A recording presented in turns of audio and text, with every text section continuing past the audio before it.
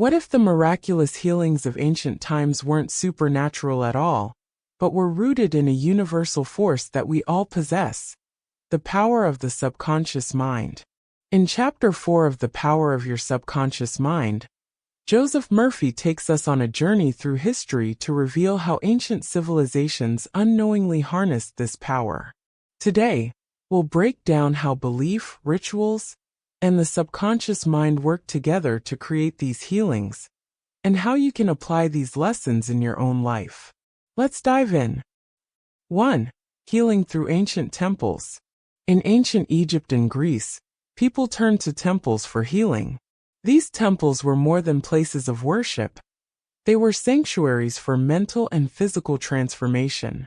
For example, the Greeks revered Asclepius, the god of healing, and built temples dedicated to him.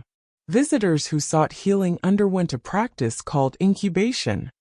This involved sleeping in the temple overnight with the belief that Asclepius would visit them in their dreams and provide a cure. How did this work?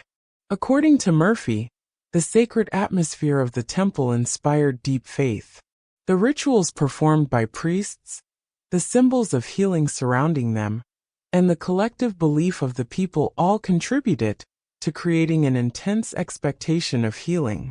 This expectation bypassed the conscious mind's doubts and activated the subconscious mind's power to heal. The result? Many people reported miraculous recoveries, which were not the work of divine beings, but the product of their own minds. 2. Early Christianity and faith healing. Moving forward in history, faith healings in early Christianity further demonstrate the power of belief.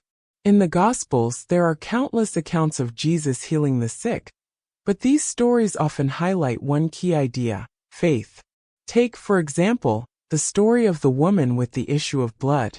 She believed so strongly that touching the hem of Jesus' garment would heal her that when she did, her faith alone led to her recovery. Jesus famously said, "Your faith has made you whole." According to Murphy, this statement underscores the role of belief in healing. It wasn't the physical act of touching the garment that healed her. It was her subconscious mind responding to her unwavering faith. Her belief triggered her body's natural healing mechanisms. This principle was evident in many faith healings. The confidence people had in the healer, or the divine source, allowed them to bypass fear and doubt, aligning their minds with health and wholeness.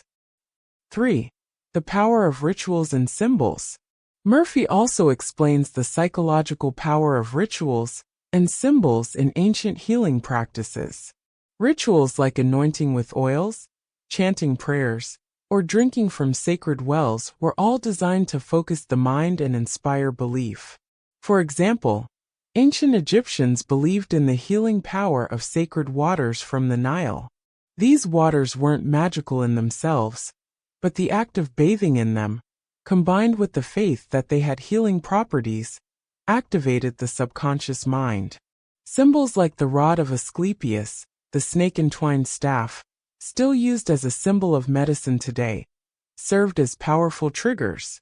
When people saw these symbols, they associated them with health, creating a subconscious expectation of recovery. 4. Modern connections, the placebo effect.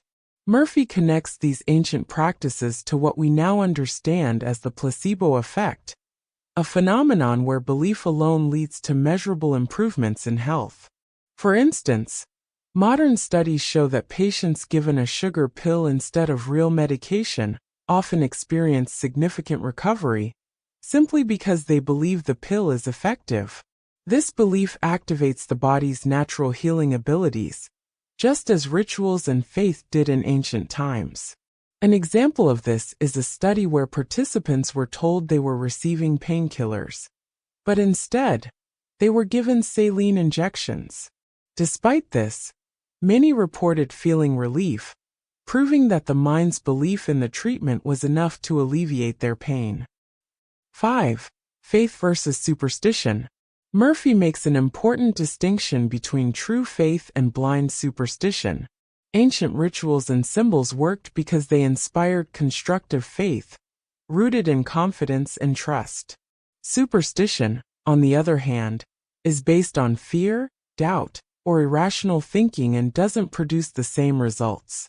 For example, someone might carry a lucky charm, but if they still harbor doubt or anxiety, the charm has no real power. However, if they genuinely believe that they are protected or healed, this faith creates a mental state that aligns their subconscious mind with positive outcomes. The key is to cultivate genuine positive faith, a belief that inspires confidence and eliminates doubt. 6. Lessons for today. The ancient healers may not have understood the science behind their methods, but their practices revealed timeless truths about the human mind. The real power of healing lies within each of us, and it can be unlocked through faith, belief, and a positive mental state. Murphy's message is clear. You don't need a temple, a ritual, or a symbol to access this power.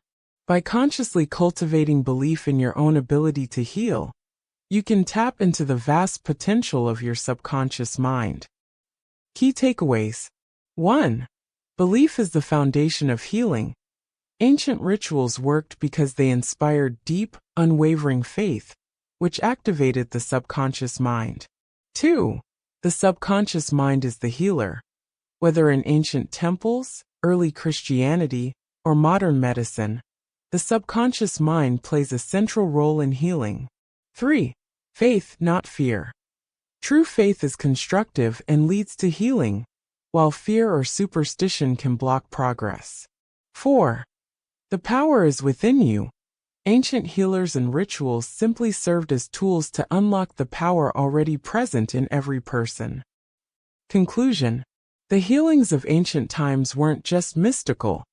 They were practical demonstrations of the power of belief and the subconscious mind. These principles are just as relevant today.